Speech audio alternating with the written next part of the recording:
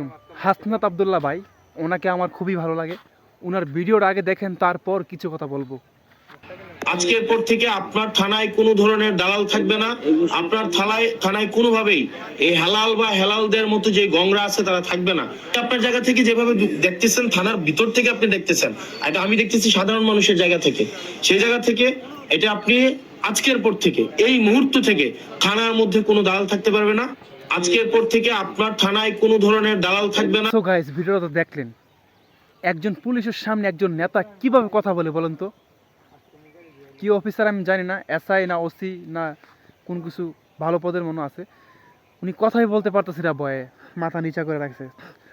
এদিকে বলে নেতা ডাইরেক্ট ডিক্লার, এই থানায় কোনো ঘুষখোর সুদখোর থাকতে পারবে না। বাস্তব কথা, নেতা তো তাদেরকেই বলে, নেতা তো সেনা, যে পুলিশকে আলাদাভাবে ফোন দেওয়া বলবে আটকে রাখেন, 5 লাখ লইতারলে 3 লাখ আমার, 2 লাখ আপনার। নেতা হয়েছে এরকম নেতা হতে হবে যে ডাইরেক্ট কোনো অফিসারকে ঘুষখোর সুদখোরকে এই থানায় রাখবে না। হাসনাত আব্দুল্লাহ ভাইয়ের জন্য দোয়া রইল, দোয়া করে এগিয়ে যান। অনেকেই বলে আপনার এই আদর্শটা বেশি দিন থাকবে না, আমি চাই আগামী 5 বছর আপনার এই আদর্শটা থাকুক। সো গাইস, এই ভিডিওটা বেশি করে শেয়ার দিয়ে পাশে থাকবা। তোমাদের দোয়া, আমিও দোয়া করি হাসনাত আব্দুল্লাহ ভাইয়ের জন্য, উনি এগিয়ে যাক সামনের দিক। ভালো থাকো।